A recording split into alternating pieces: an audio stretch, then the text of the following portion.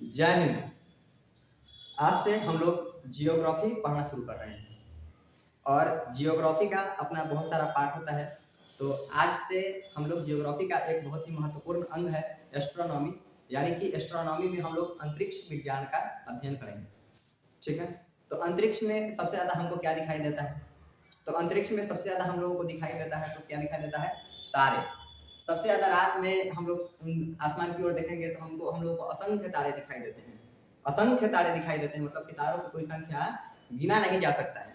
ऐसे अनुमान लगाया जाता है कि अरबों की संख्या में तारे हैं।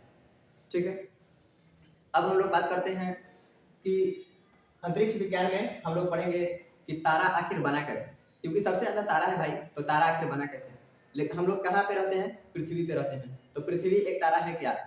प्रश्न ये उठता है कि पृथ्वी भी एक तारा है क्या? तो पृथ्वी तारा नहीं है, क्योंकि पृथ्वी के पास अपना न तो उष्मा है और न ही अपना क्या नहीं है, प्रकाश भी नहीं है। तो जिसके पास उष्मा और प्रकाश होता है वही तारा कहलाता है। तो पृथ्वी के पास न तो उष्मा है और न ही प्रकाश है, इसलिए पृथ्वी तारा नहीं है। ठीक है, तो पृथ्वी तारा नहीं है, ये तो कंफर्म है। चंद्रमा क्या? चंद्रमा हम लोगों को रात में दिखाई देता है। मून तारा है क्या? मून भी तारा नहीं है, क्योंकि मून के पास न तो अपना प्रकाश है और न ही अपनी उष्मा है। ठीक है, और न ही उसके पास अपना ऊर्जा है, कुछ भी नहीं है। तो पृथ्वी न तो तारा है और न ही चंद्रमा तारा है। तो तारा हम लोगों को दिखाई देता है सन। तो सन पृथ्वी का सबसे नजदीकी तारा है। ठीक है, पूरे ब्रह्मांड में लाख करोड़ों तारे हैं, अरबों तारे हैं, लेकिन सबसे करीबी तारा हमारा कौन है? सन है। तो एक ही तारा का नाम हम लोग जानते हैं मेनली, जिसका नाम सन है। तो भारत की जनसंख्या 140 करोड़ से ऊपर है, और 140 करोड़ में आप कितने लोगों को जानते हैं? जितने लोगों को जानते हैं, जो आपका सबसे करीबी होता है उसको हम लोग बाबू सोना नाम रख देते हैं। तो सन पृथ्वी का सबसे करीबी है, तो सन का नाम हम लोग रख दिए सूर्य। ठीक है, अब तारा आखिर बना कैसे? तारा बना कैसे?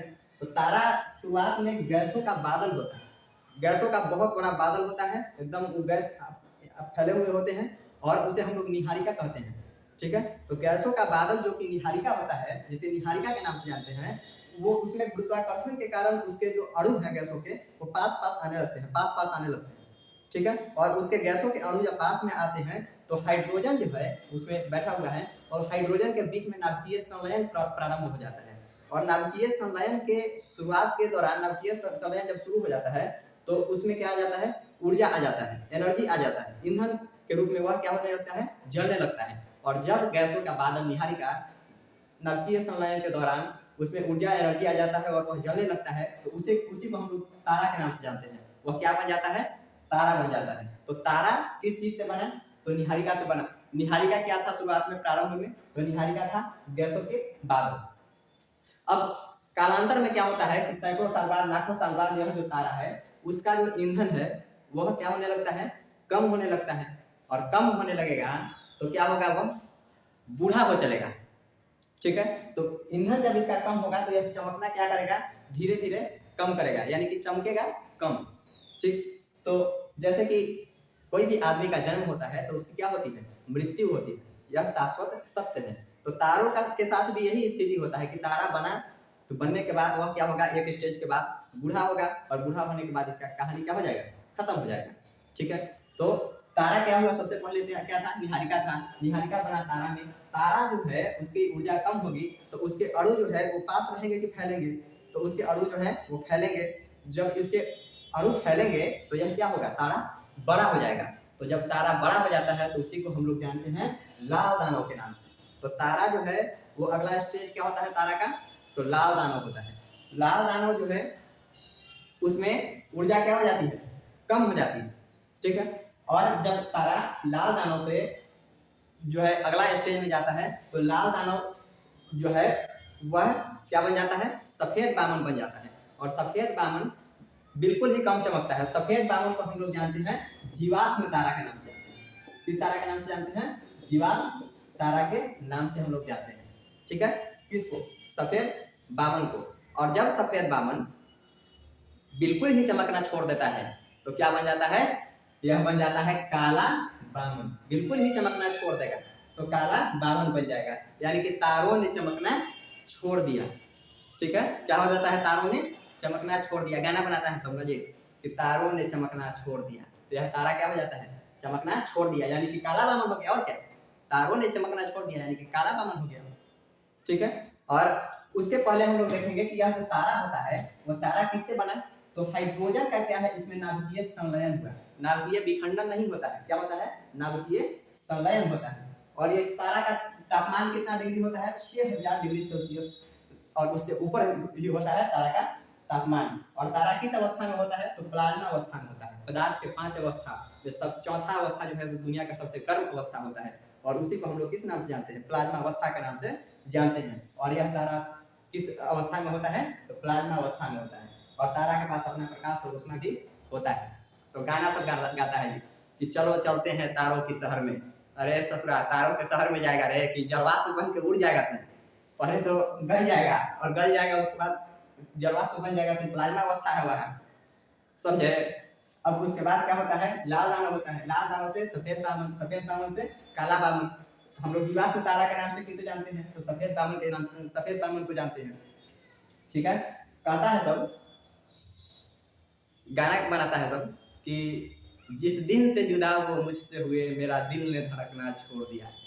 ठीक ना, तो यह जो होता है वो अपना जुदा हो जाता है।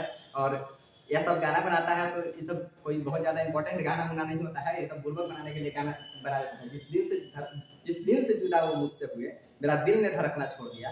तो दिल जब धड़कना छोड़ दिया तो जिंदा कैसे है तुम, आगे देखो। यह जो है लाल दानव जो है वो अगर सूर्य से बड़ा हो, ठीक है, तो क्या बन जाएगा, अभिनव तारा बन जाएगा।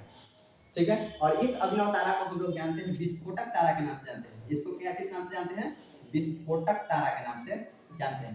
तो अभिनव तारा क्या है, विस्फोटक तारा है। और अभिनव तारा में जब विस्फोट होगा तो 3 प्रकार के, 3 गो अपना उसका जो रूप है, 3 प्रकार के तारे बनेंगे।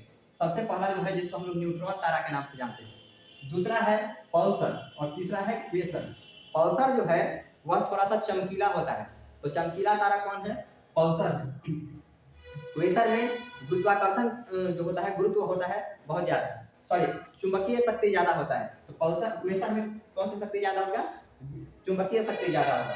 और न्यूट्रॉन जो तारा है वो बहुत सारे तारों में कोई एक जो है न्यूट्रॉन तारा, वह बिल्कुल इतना दाब जो होता है उसके अंदर, उस अणु जो है इतने पास पास आ जाते हैं, इतने पास पास आ जाते हैं कि उससे प्रकाश भी पार नहीं हो पाता है।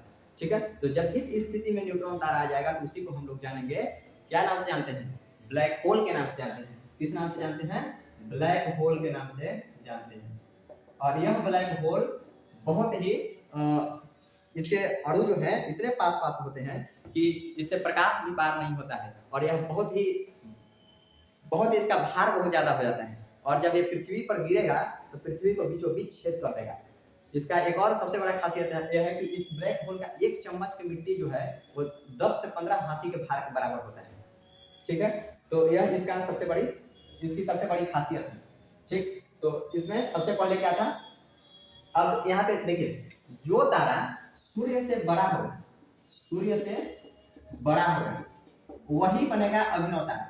यानी कि सूर्य से छोटा अगर तारा रहेगा तो वह सबसे पहले तो गैस के बादल था, निहारिका था, निहारिका से बना तारा, तारा से बनेगा लाल दानव, लाल दानव से सफेद दानव, सफेद दानव से काला दानव। और सूर्य से बड़ा जो भी तारा रहेगा वह सबसे पहले गैसों का बादल निहारिका रहेगा, निहारिका से तारा बनेगा, तारा से लाल दानव बनेगा, लाल दानव से अभिनव तारा बनेगा, और अभिनव तारा से ये 3 बनेगा, और 3 में एक ब्लैक होल बनकर के निकल जाएगा। ठीक है, तो सूर्य से कितना बड़ा, प्रश्न उठता है या फिर सूर्य से कितना बड़ा तारा रहेगा तो वह इस प्रोसेस में आएगा, ब्लैक होल वाले प्रोसेस में आएगा।